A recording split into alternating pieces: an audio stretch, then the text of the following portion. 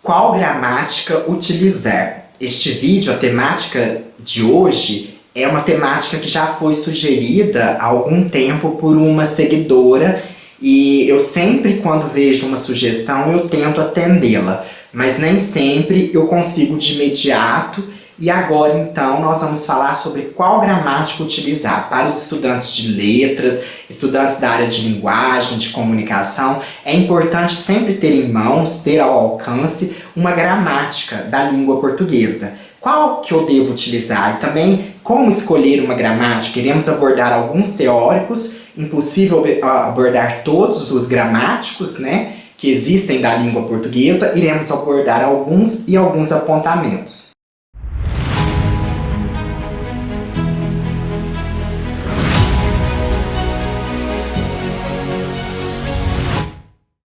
Primeiramente, antes de falarmos das gramáticas em forma de livros, de manuais de gramática, vamos falar um pouquinho do que é a gramática, né? Que é um ramo da linguística que estuda o funcionamento de uma língua. As estruturas gramaticais, sintáticas, ortográficas são divididas, a gramática é dividida em algumas partes, a gramática da língua portuguesa, e então a gente tem até um vídeo aqui, né, bem antigo, de quando eu comecei este trabalho aqui, este projeto, falando das divisões da gramática.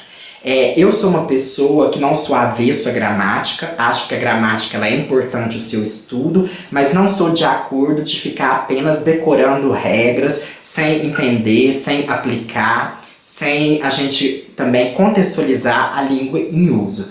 Por isso que a gramática é importante, eu até quero voltar a estudar gramática, a ficar bem craque mesmo nas questões gramaticais, porque também ajuda a melhorar o seu texto, mas não é só a única coisa quando se estuda língua, né? Quando se estuda a língua materna, que no nosso caso é a língua portuguesa, quando se diz língua portuguesa, subentende-se normas gramaticais, decorebas, e o estudo de uma língua vai muito além do que isso, né? A gente tem que ver outros contextos também.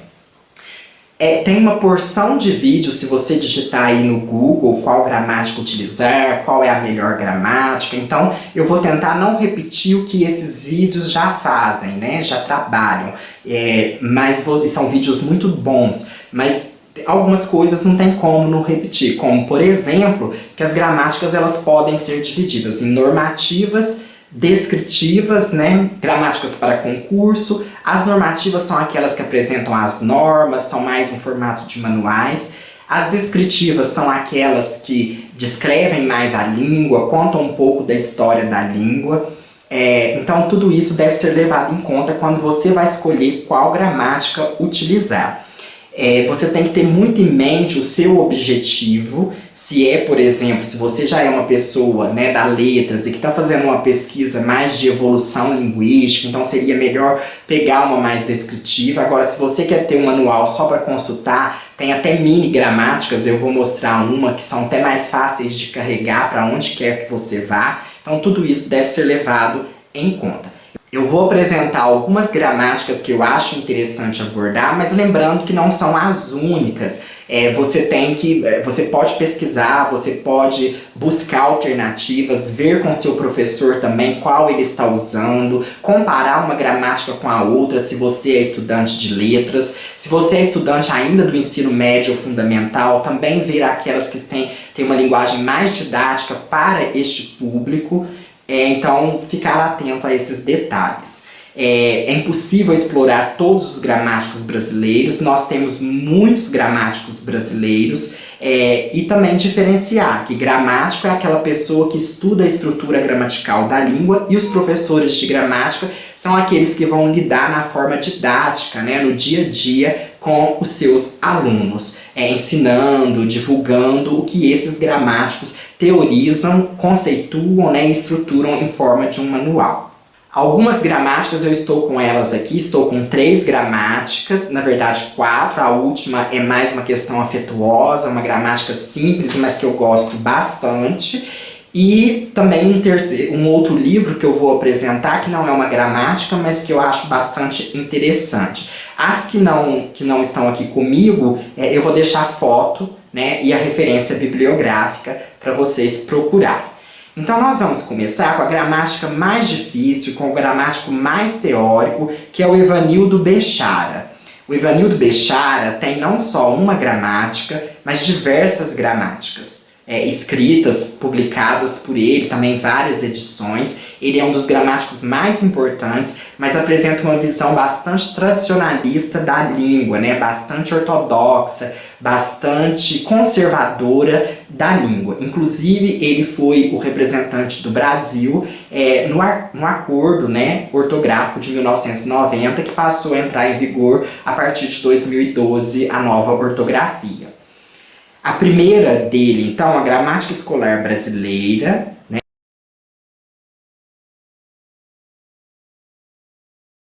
O professor Evanildo Bechara é professor titular e emérito da UERJ e da UF, né, a Estadual do Rio de Janeiro e a Federal Fluminense, membro da Academia Brasileira de Letras e vários outros títulos. Como eu disse, foi representante do Brasil no acordo ortográfico. Então a gramática escolar da língua portuguesa, ela é mais voltada para os alunos das últimas séries do ensino fundamental. Como o Bechara apresenta na sua introdução, na sua apresentação da gramática, ela tem uma parte bastante expositiva, com alguns exercícios, sem deixar aí a boa gramática, né, e também o bom ensino didático. Como essa gramática é muito voltada para os anos finais do ensino fundamental, o Bechara tem uma outra gramática que é mais aprofundada, que é a moderna gramática portuguesa, né? E nessa há um capítulo especial sobre compreensão e interpretação de textos.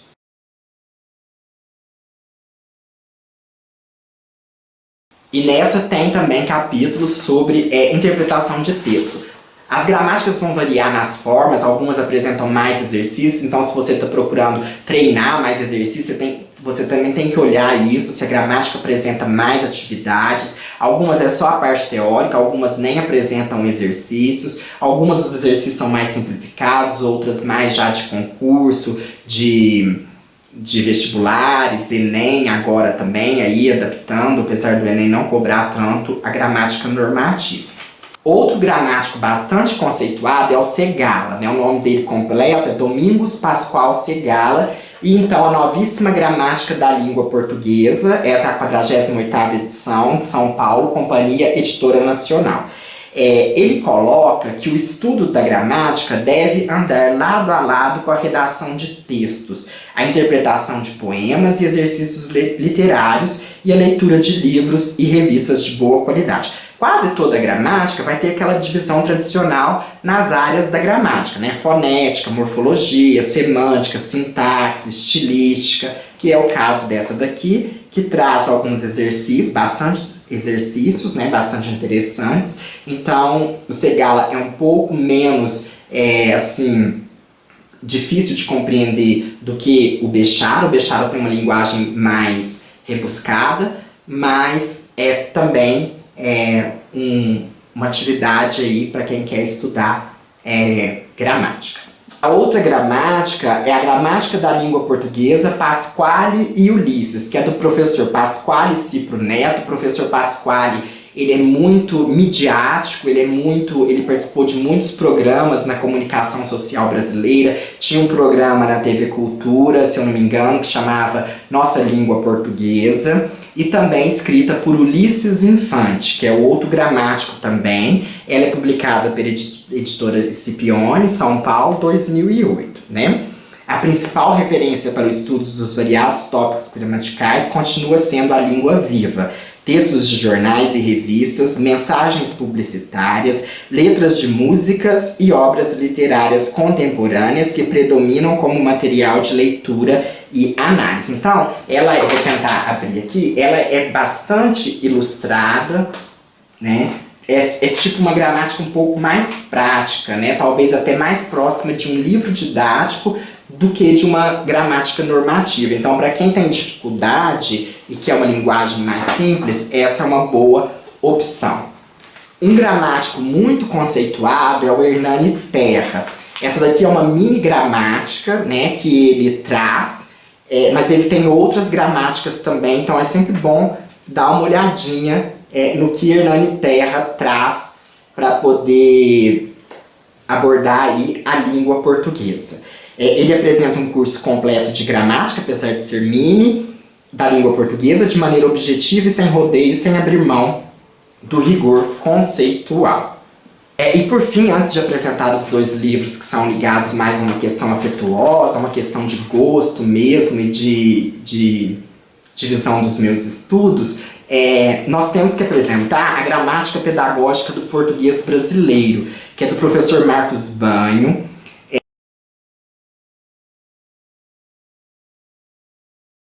Ele não é considerado um gramático de eixo rígido, né, ortodoxo, ele é sociolinguista, ele estuda então as variações, as variantes, né, da língua em uso, né, ou seja, na fala, e por isso essa gramática ela é bastante diferente, bastante importante, diferente também, de certa forma, e ela precisa ser bastante estudada, divulgada, e ela faz então aí uma revolução na forma de estudar a gramática, só que ela não é normativa. Se você vai buscar as normas, né, como se divide, por exemplo, as classes das palavras, então seria melhor você ir para outra gramática. Mas essa daqui vai fazer uma reflexão muito importante, principalmente nos dias atuais, sobre a língua portuguesa em uso. E principalmente o Banho trabalha muito com a questão do preconceito linguístico, né? Ela é dividida em 5 partes, que ele chama de 5 livros, ela é um calhamaço, né?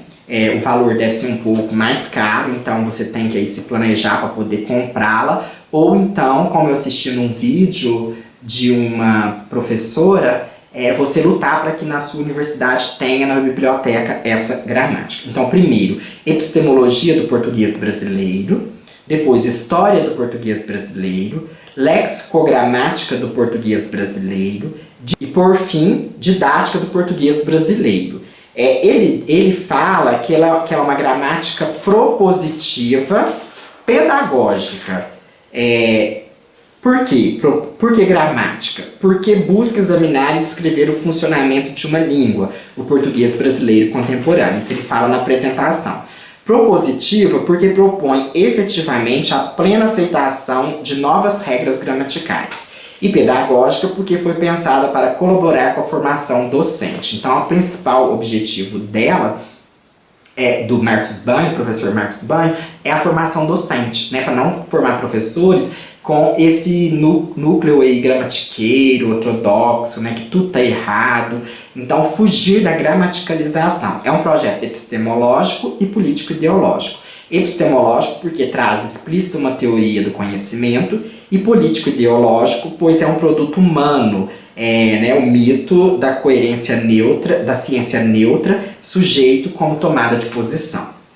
Histórica porque rejeita sincronia e diacronia e assume o fenômeno linguístico como pancrônico, variável e mutante. Então, para Marcos Banho, a língua e a gramática também está sempre mudando.